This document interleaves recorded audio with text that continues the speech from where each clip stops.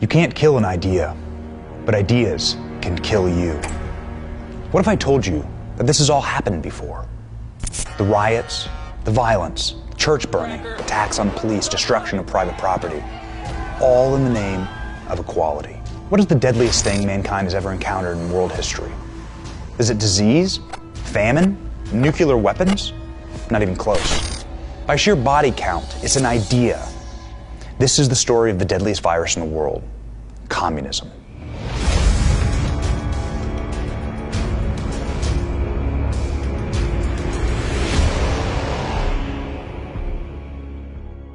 The year is 1848. Europe is burning. Political upheaval leads to mass violent riots in over 50 countries. Buildings burned, shops are looted, and national militias are called in to quell the mob. Sound familiar? This year, an obscure socialist named Karl Marx publishes the Communist Manifesto. The Communist Manifesto outlines how to destroy capitalism and usher in communism through the means of socialism. To accomplish this goal, the manifesto pits two groups against each other based on their identity: bourgeois versus proletariat, essentially business owners versus the workers of that business. See, identity hatred is the key component that makes communism work. The history of all hitherto existing society is the history of class struggles, Marx writes. Today, we would call this identity politics. The principle is the same. Define people by their groups and pit them against each other with a perceived injustice, and then violence. Marx embraces violence. He calls for the forcible overthrow of all existing social conditions and for the common ruin of the classes. What we are left with after this violent class warfare is a communist state. Marx spells out plainly what this looks like. Complete state ownership of your life. No private property. High taxes, government control of communications and media, government jobs for workers, government income for all workers, mandatory government education, and government that supersedes the church in power. These are the programs that the left is pushing today, nearly 200 years after the writing of the Communist Manifesto. And they're using identity politics and, yes, violence to do it. Remember, this is about power and control. In 1917, Marx's ideas got their big shot. Vladimir Lenin was a Russian Marxist living in exile in Switzerland during World War I. Lenin believed wholeheartedly in communism and saw the Russian political upheaval during the war as his shot to create a communist state. Shockingly, when Lenin asked the German military for passage to Russia in the midst of a war between the two countries, Germany enthusiastically said yes. The Germans treated Lenin and his communism as a deadly weapon to be used against their Russian enemy, a virus to infect the opponent and cripple them. The Germans agreed to transport Lenin across the front lines into Russia, but only via a sealed train, so Lenin and his virus could not break out into Germany. Unleashing the deadly weapon of communism on the Russian people was a horrifically effective tactic. As soon as Lenin arrived in Russia, he began to employ identity politics and social justice as a potent tool in his civil war.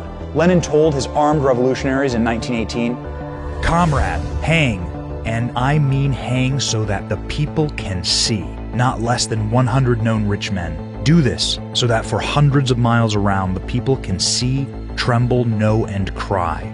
They are killing and will go on killing."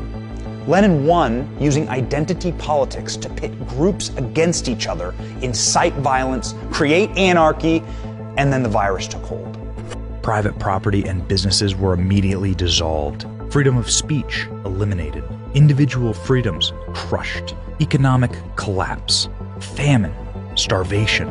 Secret police raids.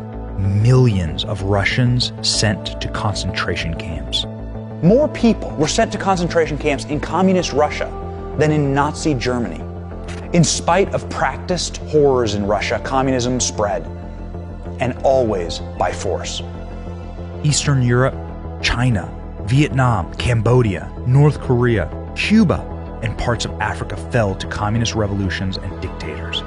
It's critical to note, this mass death is not caused by foreign forces, but from within. Communism kills in the name of equality. They kill their own people. Communists do not care. They are indifferent to the suffering. Man-made famines and mass starvation in concentration camps are the norm, the cost of social justice. The death toll numbers under communism are staggering. Eastern Europe, 1 million. Vietnam, 1 million. Afghanistan, 1.5 million. Africa, 1.7 million. North Korea, 2 million. Cambodia, 2 million. Soviet Russia, 20 million people. But nowhere is the genocidal, sociopathic bloodlust of communism more evident than the dark history of communist China. China became a communist state in 1949 after a bloody, prolonged civil war led by Mao Zedong. After becoming a communist dictator, Mao joked about the killing of business owners in his own country. 30 million people. We have so many people. We can afford to lose a few. Mao's attempt to industrialize China, known as the Great Leap Forward, murdered more than 45 million people in a few short years, many simply from starvation. A total of 65 million Chinese nationals were murdered under Mao's communism. Mao kept power in spite of the genocide. Communists never give up power, ever. They don't have to. The state is God and you are nothing. Mao's political party remains in power in China to this day, and they exercise an ironclad grip on its people. The Communist Party of China's failed response to the coronavirus cost many innocent people their lives. The virus outbreak, most likely from incompetent management of their own viral labs, was made exponentially worse by the communist regime's inability to admit wrongdoing and warn the rest of the world. These actions directly led to the global spread of the deadly virus, resulting in the deaths of tens of thousands of Americans. But as always, with communism, the worst is yet to come. Many of the organized leftists torching American cities are Marxists. They admit it, they say so, and they are practicing the tenets of communism to the letter. We are trained Marxists. We are super versed on sort of ideological theories. Use identity and class division to destroy private property in the name of justice. Demonize capitalists. Publicly persecute those who disagree with you. Incite violence and seize power and control. In 1932, Stalinist-backed communists in Germany formed a group to violently clash with police, terrorize the public, and physically assault their political enemies in the street. The name of that group? Antifasciste Aktion, Antifa. This was their symbol. Their tactics have now moved to our streets, and so have their motivations. Vladimir Lenin and Karl Marx both agreed. The goal of socialism is communism. Power and control. It is always about power and control. What is happening right now in America is not new. In fact, it's centuries old. The tactics are meant to bewilder you and make you question your institutions. They're meant to divide us and raise what we know as America to the ground. It's a revolution by the deadliest virus known to man. Communism. You can't kill an idea, but ideas can kill you. We must fight this virus to survive.